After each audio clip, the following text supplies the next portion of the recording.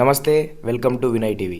సాధారణంగా ఒక భాషలో ఒక సినిమా హిట్ అయిందంటే చాలు, దాన్ని వేరు భాషల్లో డబ్ చేసి రిలీజ్ చేస్తూ ఉంటారు. ఆ విధంగా బాలీవుడ్ నుండి తెలుగులోకి డబ్ అయిన చిత్రమే 12th ఫెయిల్.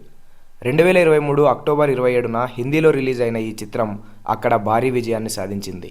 దీంతో అదే టైటిల్తో నవంబర్ 3న తెలుగులో విడుదల చేశారు. ప్రస్తుతం ఓటీటీ డిస్నీ ప్లస్ హాట్స్టార్లో స్ట్రీమింగ్ జరుగుతుంది.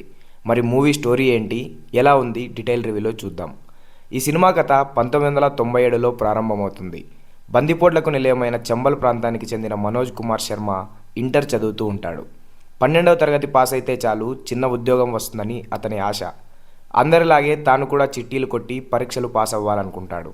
అయితే అక్కడకు కొత్తగా వచ్చిన డీఎస్పీ దుష్యంత్ సింగ్ విద్యార్థులను కాపీ కొట్టడాన్ని అరికడతాడు.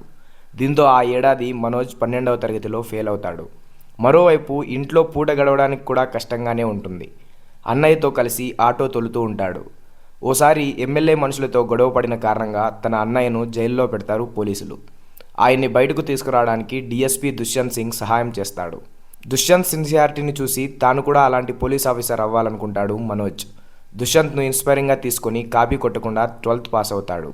డిగ్రీ పూర్తి చేసి డీఎస్పీ కావాలని కోచింగ్ కోసం నాన్నమ్మ ఇచ్చిన ఫింక్షన్ డబ్బులతో పట్నం వెళ్తాడు. బస్సులో ప్రయాణిస్తున్న క్రమంలో అతని డబ్బులను కొట్టేస్తారు. మరోవైపు సిటీకి చేరుకున్నాక 3 ఏళ్ల దాకా నోటిఫికేషన్ లేదని ప్రభుత్వం ప్రకటిస్తుంది. దీంతో ఏం చేయాలో తెలియని పరిస్థితిలో ఉన్న మనోజ్కు ప్రీతం పాండే అనే వ్యక్తి పరిచయం అవుతాడు. ఆయన సపోర్ట్తో ఢిల్లీకి వెళ్ళి సివిల్స్కి ప్రిపేర్ అవుతాడు. ఈ క్రమంలో అతనికి ఎదురైన సవాళ్లు ఏంటి, పుస్తకాలు కొనుక్కోవడానికి కూడా డబ్బులు లేని పరిస్థితుల్లో మనోజ్ సివిల్స్ పరీక్షలను ఎలా ఎదుర్కొన్నాడు, ఢిల్లీలో పరిచయమైన గౌరీ అన్న, శ్రద్ధ ఎలాంటి సపోర్ట్ని అందించారు, చివరికి ఐపీఎస్ లక్ష్యాన్ని చేరుకున్నాడా లేదా అనేది మీరు మూవీ చూస్తే తెలుస్తుంది. ఇక మూవీ ఎలా ఉందంటే, ముంబై క్యాడర్ 2005కు సంబంధించిన assistant police commissioner Manoj Kumar Sharma real life నుంచి ఇన్స్పైర్ చేసి రాసిన కథ ఇది. చంబల్ ప్రాంతంలోని అప్పటి పరిస్థితులు, అక్కడి విద్యా వ్యవస్థను చూపిస్తూ కథను ప్రారంభించాడు దర్శకుడు. నిజాయితీ కారణంగా తండ్రి ఉద్యోగం నుంచి సస్పెండ్ అవ్వడం, ఆ తర్వాత హీరో ఫ్యామిలీ పడే కష్టాలకు సంబంధించిన సన్నివేశాలు ఎమోషనల్కు గురిచేస్తాయి. సినిమా అంతా సీరియస్ మూడ్లోనే సాగిస్తూనే చిన్న ఫన్నీ ఎలిమెంట్స్ కూడా ఎలివేట్ చేసిన తీరు ఆకట్టుకుంటుంది.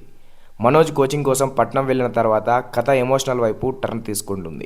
డబ్బులు లేక ఆయన పడే కష్టాలు, హోటల్కి వెళ్ళి అన్నం అడిగిన తీరు మనసుని కదిలిస్తాయి. ఢిల్లీలో ఐఏఎస్ పరీక్షలు, ఐపీఎస్ పరీక్షల కోచింగ్ కోసం పేద విద్యార్థులు పడే కష్టాలను తెరపై వాస్తవికంగా చూపించారు డైరెక్టర్. సెకండ్ హాఫ్లో కథ మరింత ఎమోషనల్గా సాగుతుంది. కోచింగ్కి డబ్బులు లేక మనోజ్ బాత్రూమ్స్ కడగడం, పిండిమర ఇంట్లో ఉంటూ రోజుకు 15 గంటలు పనిచేస్తూ చదువుకోవడం, పరీక్షల్లో ఫెయిల్ అయిన ప్రతిసారి మనోధైర్యంతో రిపీట్ అంటూ మళ్ళీ చదవడం ప్రారంభించడం, ఈ సన్నివేశాలన్నీ హృదయాలను అత్తుకుంటాయి. విధు వినోద్ తనదైన స్క్రీన్ ప్లేతో మ్యూజిక్ చేస్తూ ప్రేక్షకుడిని కథలో లీనమయ్యేలా చేశాడు. ఇంకా యాక్టర్ పర్ఫార్మెన్స్ గురించి మాట్లాడుకున్నట్లయితే, మనోజ్ కుమార్ శర్మ పాత్రలో విక్రాంత్ మెస్సీ ఒదిగిపోయాడు. తెరపై మనకు మనోజ్ కుమార్ పాత్రే కనిపిస్తుంది తప్ప ఎక్కడా విక్రాంత్ సింగ్ కనిపించడు. అంతలా తనదైన నటనతో ఆ పాత్రకు ప్రాణం పోశాడు. కొన్ని చోట్ల నవ్విస్తూనే మనల్ని ఏడిపించేస్తాడు.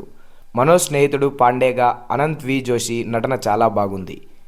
కథంతా అతని పాత్రనే నెరేట్ చేస్తుంది. గౌరీ పాత్రలో ఆయుష్మాన్ పుష్కర్ నటన ఆకట్టుకుంటుంది. మనోజ్ ప్రియురాలు శ్రద్ధగా మేధా శంకర్ తన పాత్ర పరిధి మేర చక్కగా నటించింది. ఇంకా సుందర్గా విజయ్ కుమార్, డిఎస్పీగా ప్రియాంశు చటర్జీతో పాటు మిగిలిన నటీనటులు తమ పాత్రలో పరిధి మేర నటించారు. సాంకేతికంగా ఈ సినిమా చాలా బాగుంది.